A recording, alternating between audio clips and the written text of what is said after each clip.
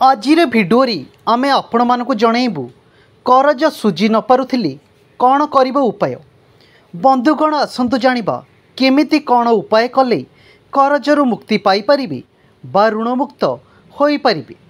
करज करिबा पई बा ऋण करिबा पई केही भी पसंद करि नथांती, केवल बाध्यरे बा परिस्थिति रे पड़ी ऋण करिथांती।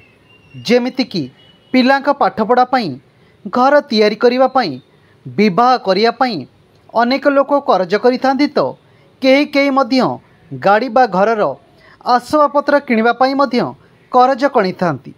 एणु करज करिबा तो बहुत सहज होई थाए, किंतु केही केही ऋण सहजरे सुझी देई पारंती।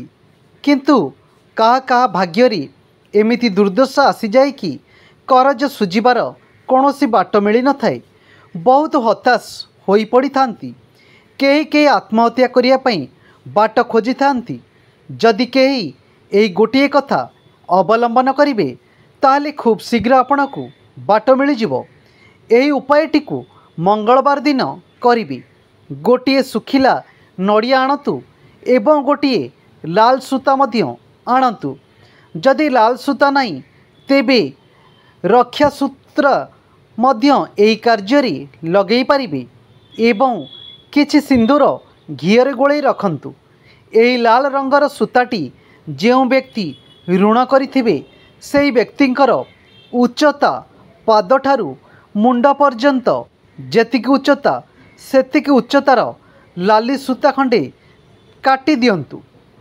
घीरे गोला होइतिबा सिंदूर को आनी सेही नड़िया उपरे स्वस्तिक चिन्ह आंकी दियंतु एवं लाल सूता को ता उपरे गोड़े नियंतु। आपणकर जीए इष्ट देवता अर्थात आपण जो भगवान को विश्वास करुथिबे से भगवान का निकट रे बसी तांको प्रार्थना करंतु। मने मने तांको प्रार्थना करंतु जे हे प्रभु मते एही विपदरु रक्षा करंतु, मते एही ऋणरु मुक्त करंतु। मु एही ऋणर चक्र भितरे